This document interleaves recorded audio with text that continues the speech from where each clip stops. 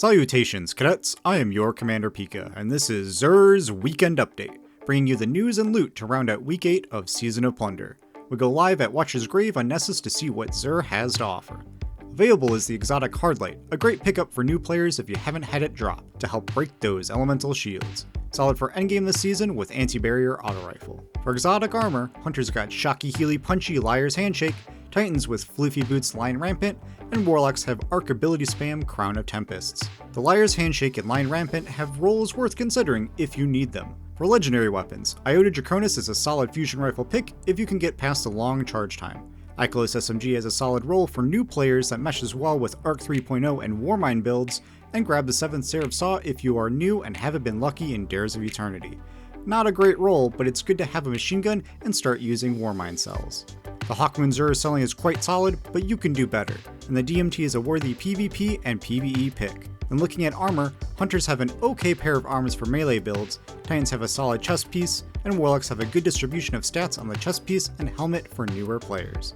Then turning to Banshee since his weapon perks reset on Wednesday, nothing truly amazing. A surrounded Budokai has some PvE potential, and the Ogma with Arrowhead Break, Perpetual Motion, and Dragonfly could be a fun pick for any activity.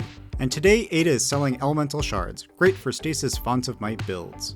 It's the weekend, so Trials of Osiris is live. This week takes us to the map Altar of Flame, bringing us the Stasis Fusion Rifle Burden of Guilt as the adept weapon. Expect more long-range weapons, some more dominance of No Time to Explain, Jade Rabbit, and Arbalest. New TWAB this week giving us more insight on future weapons tuning and events. Next week will be the start of the Halloween event, Festival of the Lost, featuring some mech-inspired ornaments, a rumored fancy sniper, loot, and fun times. Celebration of Coming Out Day earlier this week with a fancy transmit effect you can claim. A preview of the material economy getting some big changes next season.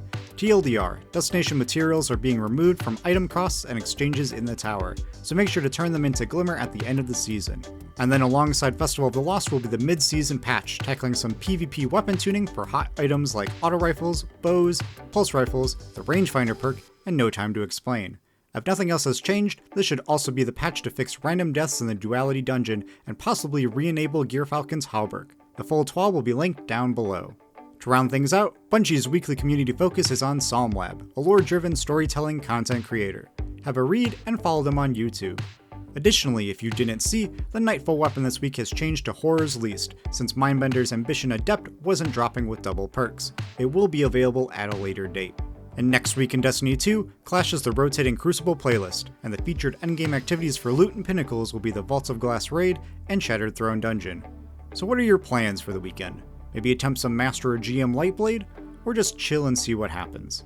I plan on resetting my Crucible rank a couple more times to max out those extra perks, since it's double rank points this week. Expect another GM guide next week for Fallen Saber, as well as, hopefully, some free-to-play guides on weapons and quick builds you can try your hand at.